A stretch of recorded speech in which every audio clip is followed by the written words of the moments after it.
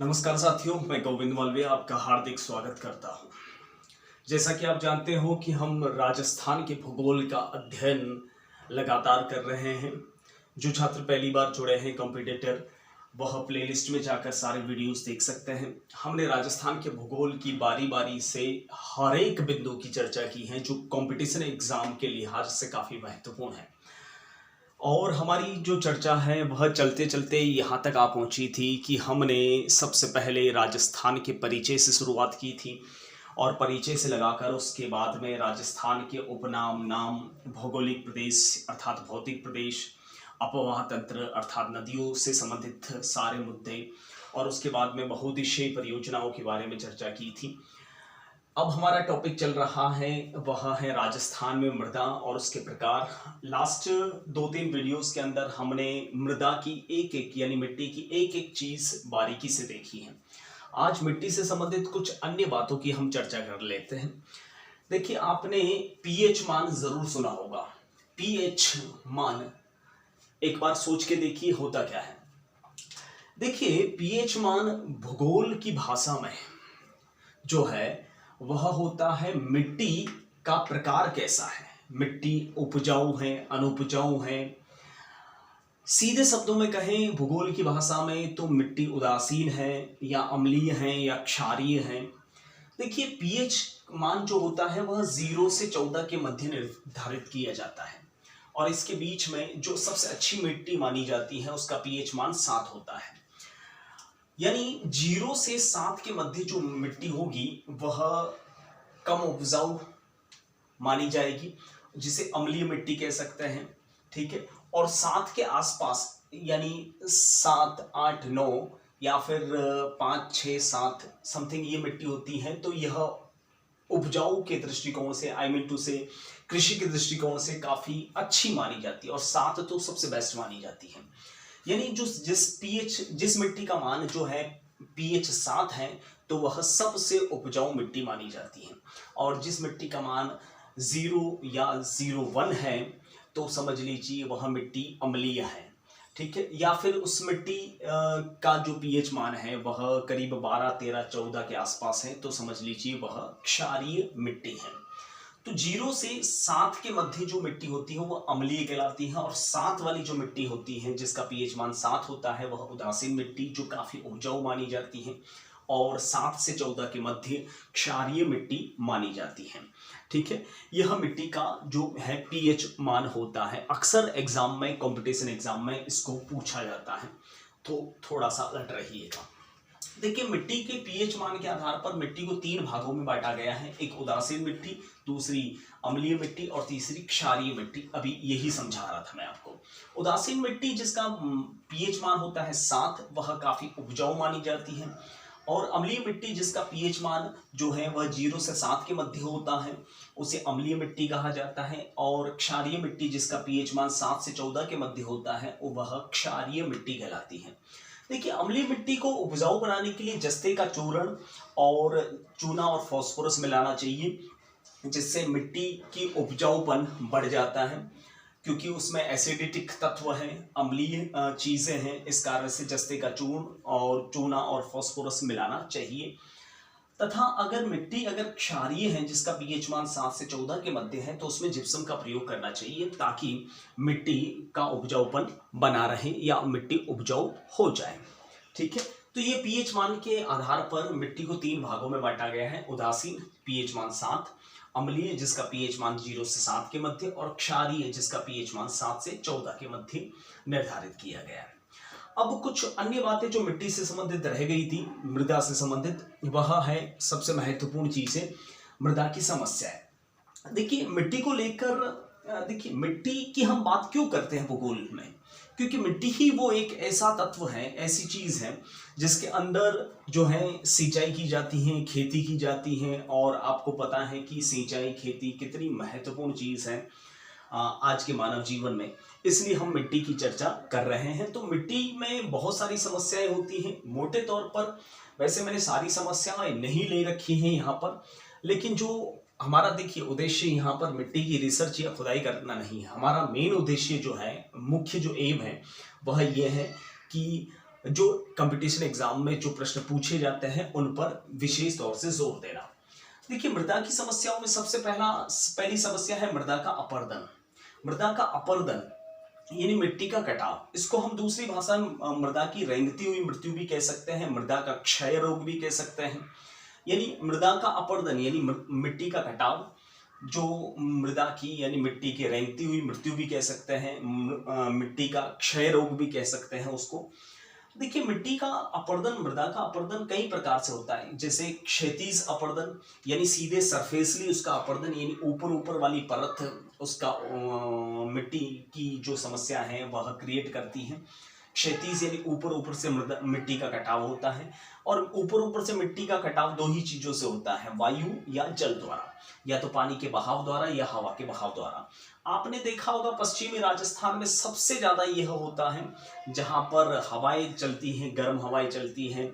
वो हवाएं क्या करती हैं कि ऊपर से मिट्टी की परत उड़ाकर ले जाती हैं, ठीक है। और साथ ही साथ नदियां जो है, अगर पश्चिमी राजस्थान में बात करें तो पश्चिमी राजस्थान में सिर्फ हवा के कारण से क्षैतिज अपरदन होता है, लेकिन नदियों यानी जल की जो मात्रा है वह इतनी भी नहीं है जहां से क्षैतिज अपरदन हो।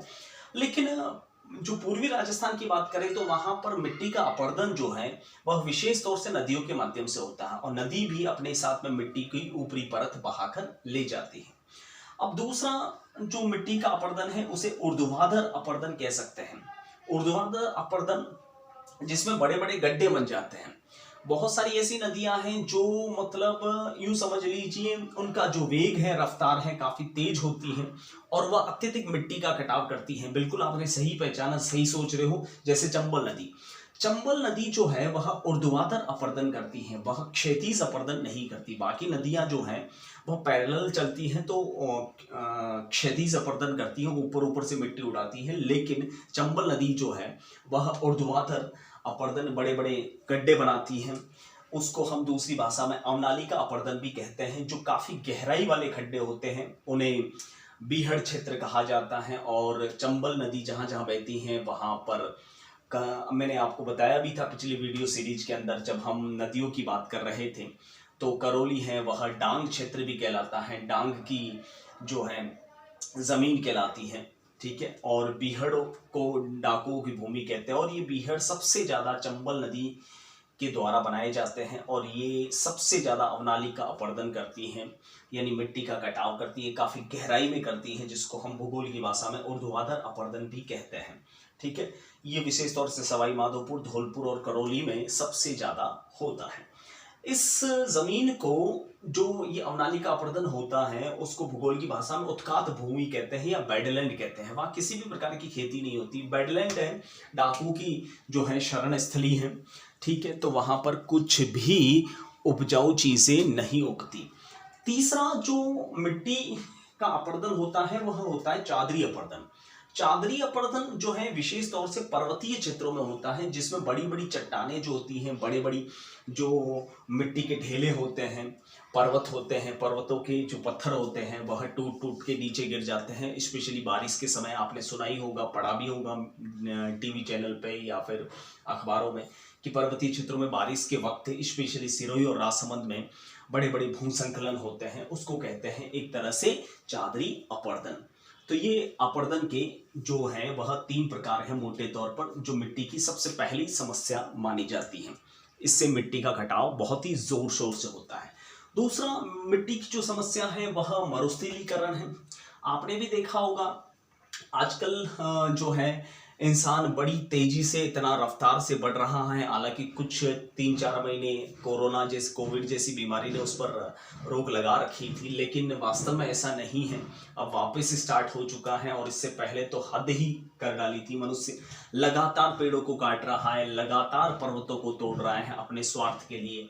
तो स्वाभाविक सी बात है अरावली का भी कटाव ज़्यादा मात्रा में हो रहा है, और इस कटाव की वजह से धीरे धीरे मरुस्थल जो है वह बढ़ रहा है। देखिए, पेड़ और पर्वत कटेंगे तो स्वाभाविक सी बात है जमीन बंजर बनती जाएगी, और उसी बंजर जमीन धीरे धीरे वह मरुस्थल का रूप लेती रहती है, ठीक है। इसकी रोकथाम के लिए सरकारों ने एक सुबबूल नाम के पेड़ को लगाने का फैसला किया है और इसका काम जोर शोर से चल रहा है।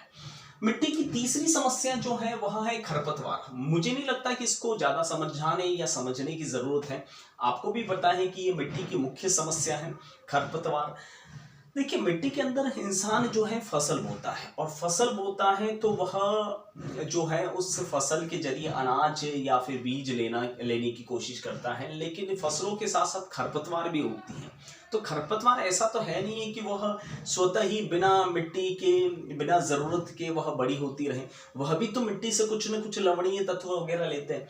तो खरपतवार भी काफी हद तक समस्या रहती है मिट्टी में, जो उस जमीन को, उस मिट्टी को काफी उसके उर्वरा शक्ति को खत्म करने में सहायक होती हैं। चौथा जो है मिट्टी की समस्याओं में मिट्टी की लवणता। ठीक है, देखिए मिट्टी की लवणता और क्षारीयता में फर्क है। लोग इसको एक ही समझ बैठते हैं। मिट्टी की लवणता अर्थात उसमें सोडियम और मैग्नीशियम की अधिकता होती है। सोडियम और मैग्नीशियम की अधिकता होती है, उसे मिट्टी की लवणता कहते हैं। और इस लवणता को रोकने के लिए रॉक फॉस्फेट का प्रयोग किया जाता है। ये बहुत ही इंपॉर्टेंट है, थोड़ा सा ध्यान देना, एग्जाम में अक्सर पूछते हैं। मिट्टी की जो समस्या है वह है मिट्टी की लवणता, क्योंकि उसमें सोडियम और मैग्नीशियम की अधिकता होती है। उसे रोकने के लिए रॉक फॉस्फेट का प्रयोग करना चाहिए। और दूसरा है मिट्टी की क्षारीयता। मिट्टी की क्षारीयता मतलब उसमें कैल्शियम और पोटेशियम की अधिकता है। ठीक है, मिट्टी की लवणता अर्थात उसमें सोडियम और मैग्नीशियम अधिक है, और क्षारीयता यानी मिट्टी में कैल्शियम और पोटेशियम अधिक है, और इसे रोकने के लिए जिप्सम का प्रयोग करना चाहिए।